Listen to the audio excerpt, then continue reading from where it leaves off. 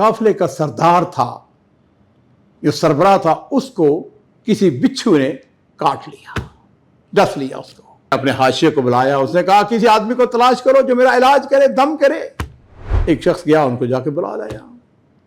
अब हातिम अल असम ने दुआ भी की, दम भी किया, अल्लाह ताला ने उसको शिफा दे दी। आप मेरे साथ हज करेंगे, आपका आने जाने का खर्चा, वहां पर हज का खर्चा, सब का सब जो है मेरे जिम्मे है। अब ऐसा करो अल्लाह कि मेरे घर वालों के लिए भी कोई ऐसी तदबीर पैदा कर दे कि मेरे घर वाले जो है वो पीछे भूखे ना रहें। उसने अपनी पेटी खोली तो बेल्ट के अंदर पैसे रखे हुए थे, दिरहम दिनार वगैरह। उसने अपनी चमड़े की जो बेल्ट थी उतारी और उसने जोर से उनके घर में फेंक दी। बिस्मिल्लाह वस्सलातु वस्सलामु अला रसूलिल्लाह। मोअज़्ज़ज़ नाज़रीन कराम, ये किस्सा, ये वाक़या जो मैं आपको सुनाने लगा हूँ वो एक ऐसे शख्स का है जो पलक झपकने में अमीर तरीन शख्स बन गया। नाज़रीन कराम, ये किस्सा है हातिम अल असम का। हातिम अल असम जो थे ये 3री हिजरी में पैदा हुए, खरासान के इलाके में, बल्ख, आजकल ये अफ़गानिस्तान का हिस्सा है। इनके बारे में आता है कि ये मुस्तजाबुद दावात थे, बड़े मुत्तकी थे, बड़े परहेजगार थे। जिस तरह आम तौर पर होता है कि ऐसे लोग जो हैं घर में मालो दौलत ज़्यादा नहीं था, फ़क्र फाका था, लेकिन तकवा था, अल्लाह ताला के ऊपर भरोसा, अल्लाह ताला के ऊपर ईमान, इस्तिकामत, ये सारी खूबियाँ इनके घर में थी, मारूफ थे। और लोग जो हैं वो जानते थे कि ये शख्सियत आलिम दीन थे। लोग मसले पूछने के लिए आते थे। तो मैंने अर्ज़ किया कि इनका नाम क्या था? हातिम अल असम। असम कहते हैं जो बहरा होता है। अब ये असल में बहरे नहीं थे। हुआ यूं अजीज़ों कि एक औरत इनके पास मसला पूछने के लिए आती है। अब गैर अख्तियारी तौर पर हवा खारिज हो गई। वो औरत जो है उसने खजालत महसूस की, तो उसको कहने लगे, बीबी जरा ऊंची आवाज से बात करो, मुझे सुनाई नहीं देता है। उसके ऊपर पर्दा डाला। मन सतरा मुस्लिमन सतरहुल्लाहु यौमुल क़ियामा।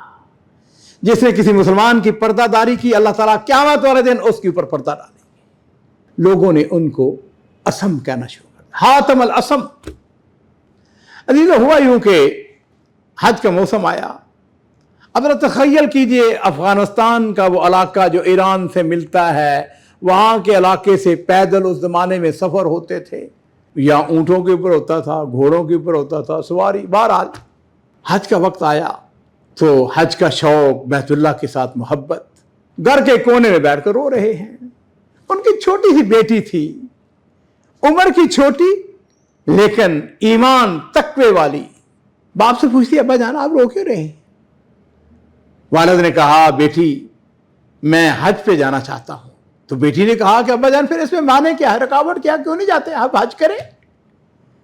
बाप ने कहा, बेटी बात यह है कि नानो नफका कहां से आएगा?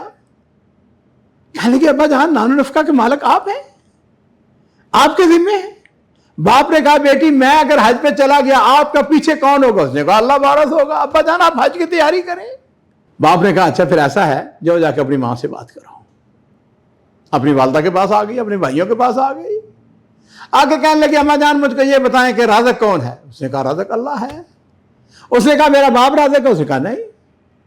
उसने कहा, फिर मेरा वालिद मोहतरम जो है वो हज के लिए जाना चाहते हैं, हम उनके रास्ते में क्यों रुकावट बने? आप उनके हज की इजाजत क्यों नहीं देते?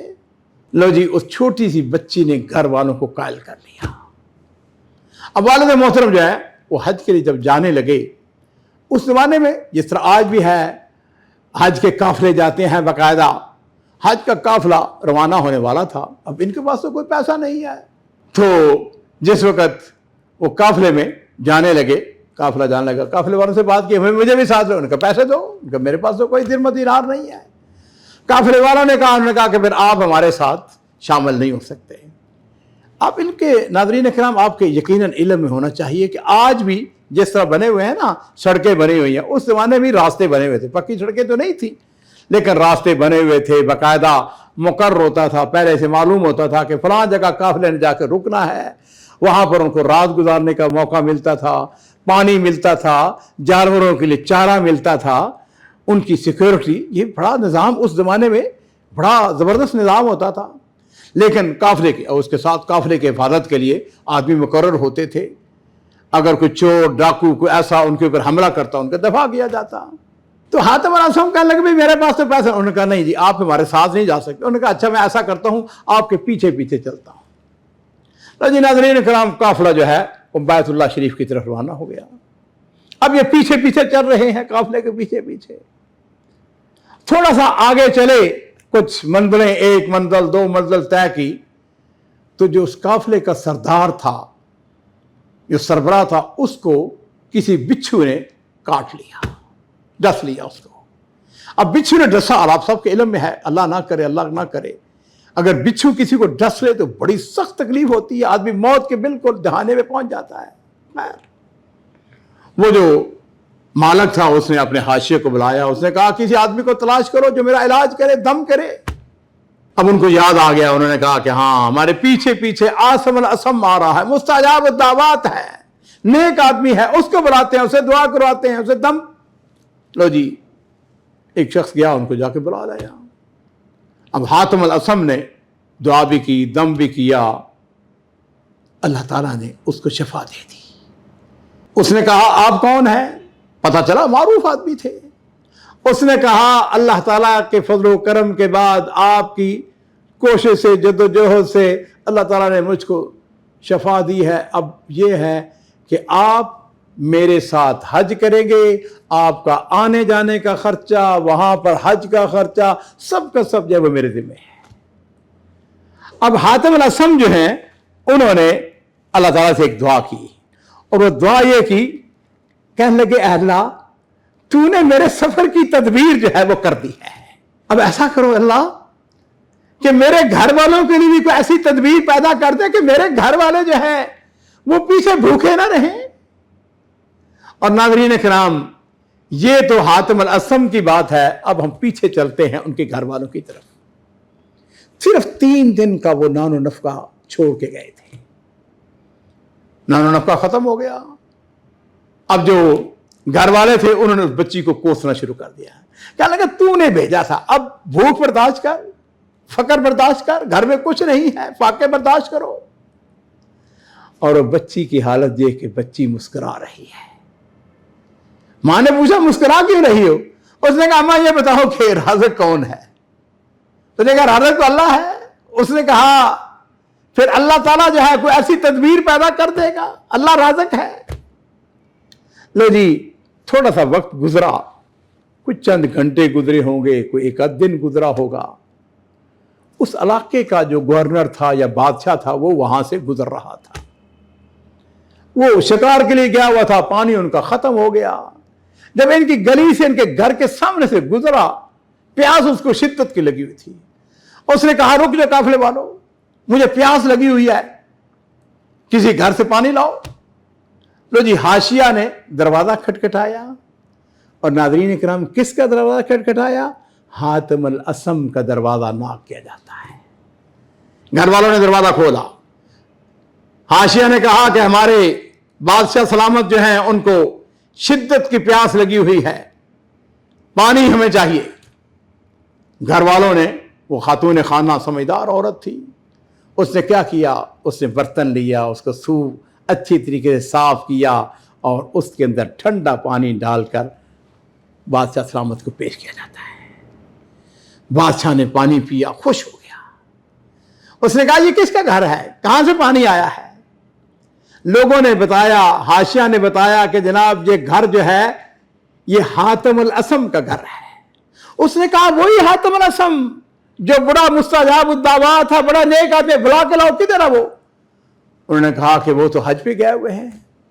کہنے لگا اچھا وہ حج پہ گئے ہوئے ہیں, تو اچھا پھر ایسا کرتے ہیں اس گھر والوں کی مدد کرتے ہیں.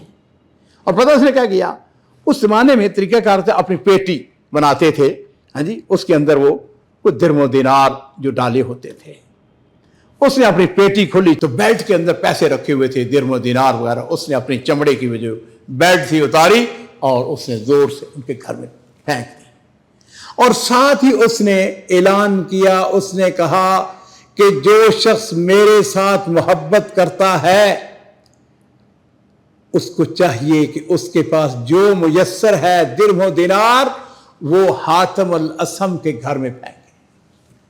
लेकिन नाज़रीन इकराम, क्या हुआ कि यकायक हर आदमी जो है वो बादशाह की खुशनुदी चाहता था। उन्होंने दिरहम दिनार उनके घर में फेंकने शुरू कर दिए।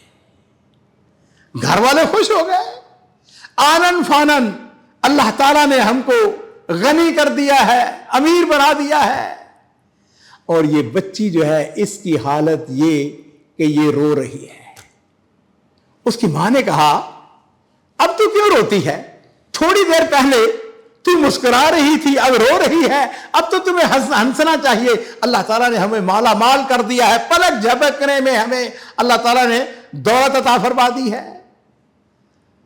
तो अजीजो नाज़रीन इकराम, उस बच्ची ने जो बात कही वो सुनने वाली है। उसने कहा, ये शख्स जो है, ये बादशाह, ये एक मखलूक है, ये किसी नफा नुकसान का मालिक नहीं है, ये राज़िक नहीं है, रज़्ज़ाक़ अल्लाह है।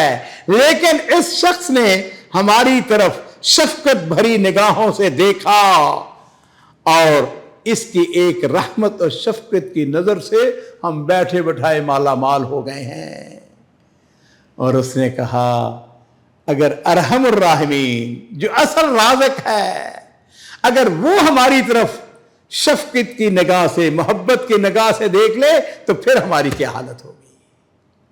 और इसीलिए मैं कहा करता हूं नाज़रीन इकराम, नेक औलाद बहुत बड़ी नेमत